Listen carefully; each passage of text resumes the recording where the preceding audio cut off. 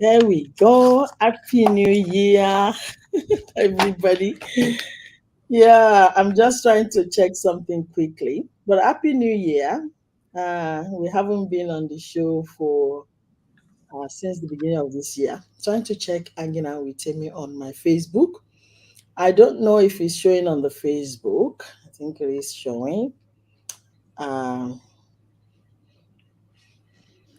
yeah, now I've done it. Okay. Welcome, welcome, and help me to welcome my best half. How do you describe it? Best ever.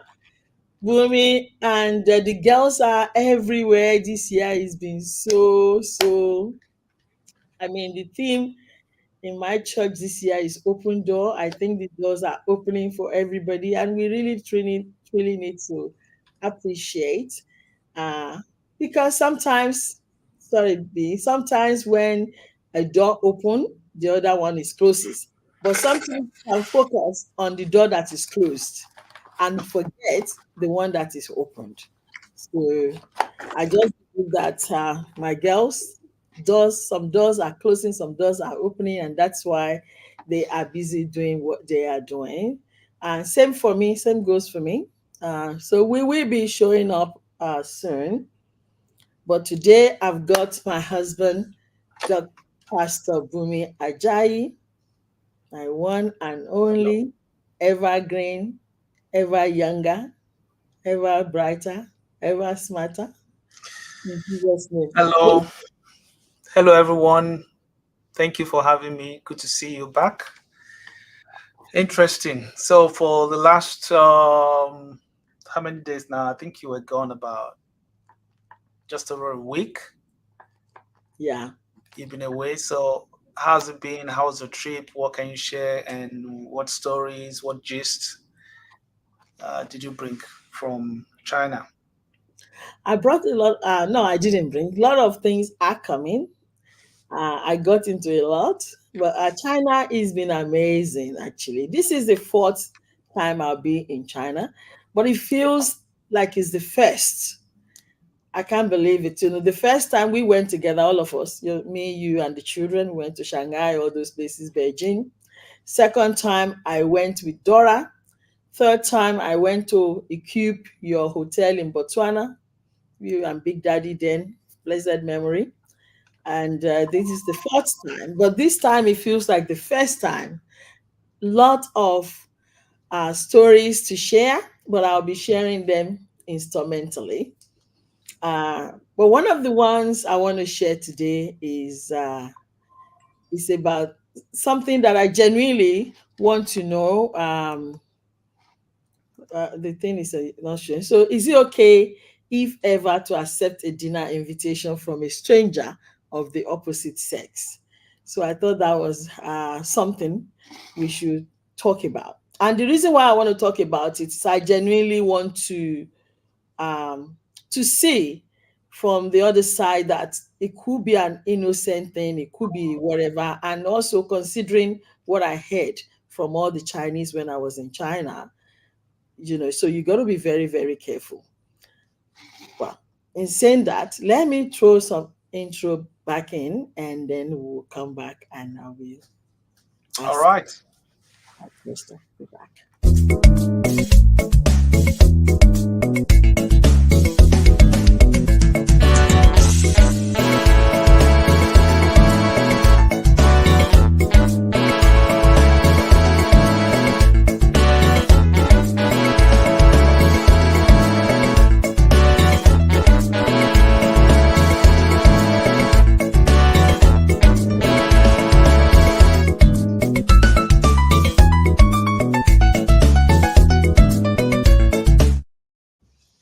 I love this intro. It Yeah, it's wasn't good. clear, but I love it. So if you love this more than the previous one, could you let me know? And so we can maintain this. Anyway, this China experience, it's mind blowing. I would like to talk about the food. I would like to talk about the people, the connections that I've made like never before. I would like to talk about the hotel accommodation. I would like to talk about the shopping and all that. But I want to talk about my experience when I was there. That I saw these gentlemen from Nigeria. By the way, a lot of Nigerian Chinese children, there are so many of them, like really. Some of them are even black, but their mothers are Chinese, their fathers are Nigerians. So, but anyway, this day I saw this guy, and then he says, "Oh, you're Nigerian." The only person that speaks to me, because generally you don't talk to people, everybody just goes, like people were just going like no man's business. Anyway, this person is like, "Are you a Nigerian?" I'm like, "Yes." And it was going to rain. It was on a tuk-tuk, okada. So he says, bicycle, by the way. So he says, "Would you need a ride?" And I said, "Oh, okay, thank you, my hotel is just down the road." And so he gave me a ride. We got there, and he says, "Oh, my name is so, and you're new in China." I said, "No, I've been coming. And he says, "But if you need any help, let me know." Somehow, he gave me his number. This is background story, right? So he gave me his number, and then, and I said, "Okay, let me try ring your number and see if it goes." So when I rang the number, I rang another similar number that lives in Australia. And then he said, "That's Australian number." I said, "Oh, yes. There's another similar name from Australia." So I put his number. And then when I rang him again, he saw my number and said, "No, I'm from Australia." And he says, "Okay, I tried to bring my brother from Peru, something like that, to Australia." And I says, "Oh, is there anything you can do to help me?" I said, "Oh, I can't really help. Australia, everything is straightforward here. You apply, if they grant, they grant. And if your brother wants to come and study, he needs to do the IELTS exams and whatever they do." Anyway, we talked a little, and then I left. So that night he texted me, "Hello, dear." That is when, how are you? Are you retiring to bed or something like that? And I did not respond. I thought, generally, I don't like people calling me hello, dear. I think where I come from in Yoruba land, that is wrong. That's rude. And I think I will be older than this guy. So you don't call me dear. That could be native way of thinking. But I don't know. I don't like that. So I didn't respond. And it was too late. I think when you don't know somebody, they text you at night, you don't respond because it's late. And that is being also disrespectful. So the question to start with is B, do you think what I've done was too much? Was I supposed to even entertain or listen to that story or chat to him? Have I done anything wrong from your own view? Okay, thank you. I wouldn't say you've done anything wrong, So, but was that the end of the story? well, no. So Okay. the So at following that day, point, I don't think there's anything you've done that is wrong. I mean, it was just somebody. One, the person's a Nigerian, so obviously there's a commonality there. You may not have known him. Secondly, he lives there. You've been coming and going, so he's probably more conversant and familiar with the terrain and the landscape of China and everything. And it was about to rain. I'm just picking those items, and he probably felt, well, here is a lady, a sister, and I might need help. And he offered to drop you in the hotel, yeah, which he did. we did. I mean, Mm. it could have been you, but it could have been anything, so that's okay. And but also exchange, but now corresponding and saying idea. I think that was. I mean, you can only control how you respond or what you say. You cannot control how the other people respond or say. But then that immediately raises some red flags to me. But I'll let you finish the whole story because I think I kind of understand that that wasn't the end of it. But at that point, I don't think you've done anything that crosses the line. Um, yeah, so if you give the rest of the story, then I'll be able to respond. Okay. The following day, he now texted and said, um, "I would like to take you out for a drink and dinner." Again, it was too late and I did not respond.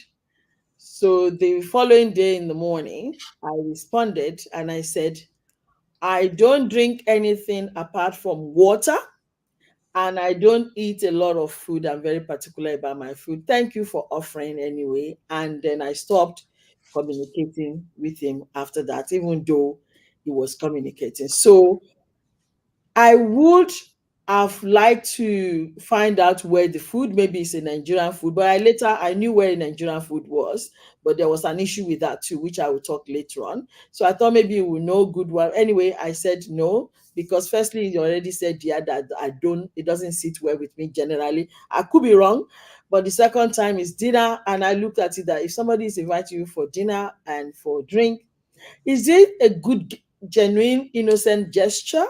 Or is it so? Again, I refused. But afterwards, I was thinking it could be an innocent, like you said. I'm new, I just go and come. I really don't know that place, I don't speak the language at all. That maybe it was a genuine gesture, and there's no other way to say, I want to introduce you to take you to where you can get food or something. So, but genuinely, I was thinking, but I cut him off, and there was no further. Even though I said that to him, and then he said, "Oh, sorry," or something, something. So I thought maybe it was a genuine gesture. That's what I was going to ask you, because what if I accepted that dinner? Would I, I don't know. Okay. A couple of things. First of all, in your conversations with this person, this nameless person, did he know you were married? Hmm. Good question. Hmm.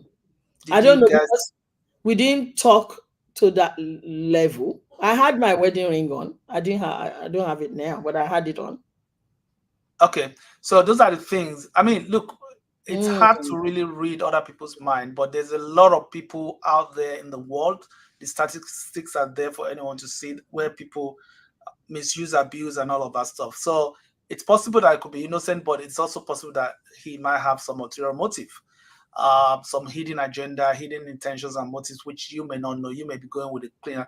The other thing is that one, you didn't go to China to have dinner. That's number one. Of course, I can understand that you can go and have dinner, but somebody now inviting you there, I think it will have been very naive and very wrong of you to even admit, accept that from somebody you're meeting for the first time. I think that's really, really naive, because you can always go and buy dinner yourself. And if you wanted to show you a Nigerian, you'll be specific. Oh, okay, there's this Nigerian place, and then it doesn't even have to go with you. You can just give you the address. You can do that. If you're old enough to travel by yourself, you should be old enough to look after yourself while you're there. You didn't go there to look for friends. You didn't go there to do. You had a business to run, and you should just go there and not be sidetracked by somebody saying, "Let's go for dinner." I think that would be very ridiculous to do.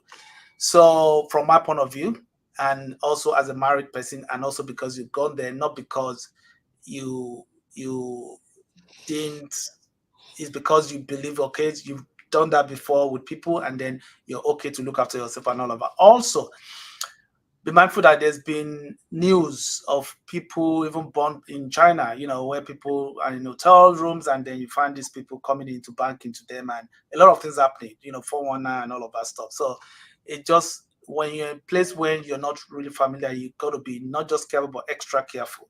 So I think it's in your interest to just keep your things. It's okay to make friends, there's nothing wrong with that. But first of all, the correct facts. One, for him to be sending you text to say whatever, dear, I think that's wrong. Whether or not he even knows whether that's wrong, even if it's whatever. So that's, the person comes across as being very forward, and now at that point just know that he's that sort of person. I won't even go any further.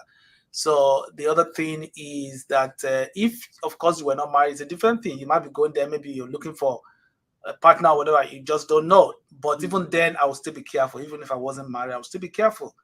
Things happen, and because taking you for dinner, what's the purpose of that? These days, dinner invitations are usually, in some cases, viewed as dates. Eh? Absolutely. You can't just be going on a man and a woman sitting and having dinner. What are you talking about? It's just, if you want to know, dinner doesn't have to be the one that will keep the relationship up or anything. You can talk and whatever before you start talking about, I'm taking for dinner, because dinner is usually a signal for having a date. So that's a significant thing. There are other Eh? things you could do. So on those levels, I wouldn't even be going for that. So it's good that you stopped it at the time, but I don't think he means well. I don't think Mm, for him to be, not knowing you are whatever it is. I mean, it's a little bit too forward. So that would be my take, given the situation and the scenario of what has happened. I'm not against people having friends, of course. You just never know, but there have been signs enough from what you have said that would suggest to me that this person may not mean well, and also inviting you for dinner, somebody you don't know. I think it's ridiculous. You're a married person, you just went it for business, and yeah. So that would be my take on it. Hope wow. that addresses it. Yeah, it does. Also, it just came to mind when you were talking. Like one time we were in London, we were together, and this driver brought us from the airport to the hotel. Remember? And we didn't know where the Nigerian food was around the place, and we told the driver to go get us food. Yeah, I You know, remember. exactly. So the driver went and brought us food to the hotel, brought Yeah. Nigerian food. So I guess if you were there, it would be a different thing. But because I was alone, it was also Yeah, but that's a different, completely different thing, because at that time in London, we didn't go with the guy. We just said go and bring the food. So it was just he went as a delivery guy for us to get food for us. So that's different. And of course, we're together too. So if I was there and was saying I'll invite you guys for dinner, mm, not bad, a better scenario, but still I'll be careful. I mhm. don't know him that much. Just and the next thing is I'm invited. Is it a 419? Is it a setup? You just gotta be careful about all this dinner and stuff. When people are too motivated to want to be your friend, you got to take it with a grain of salt. Unfortunately, that's the world we're in. It shouldn't have had to be like that, because if the world was perfect, in quotes, then those are not things that you want to start second guessing people for, or having trust issues with somebody you don't even know. But the world has become so bad, so corrupt, so very unpredictable and unloving and unkind that you just got to start with having a pinch or a grain of salt than just going full on and trusting everybody, believing everybody, and thinking everybody. You just don't know. But once you begin to maybe know the person and know, understand, maybe get to know their own family as well. As a professor, is he married? Does he have a family? And is this the sort of person you want to even be found around or mingle with? Maybe True. he's somebody who's just come out of jail. Maybe the police are after him. You just don't know. So it's yeah.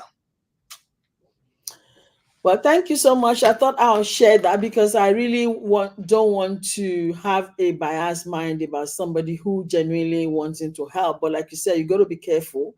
And I had story from a friend, a lady in China who is a friend that told me there's been an instance where somebody, they were supposed to be friends. They'd been coming to China for months. They were kind of staying in the same hotel and they shared a room. And this lady stole 45,000 US dollars Yep. from Maybe the they were Nigerian. even going to dupe you if they knew, or maybe you've told them, oh, you're here for business. They might think you have some money. You just look, the possibilities are endless. So Right. I wouldn't, just because of some cheap dinner somewhere, put myself in that precarious situation. So it's better to stay clear of it.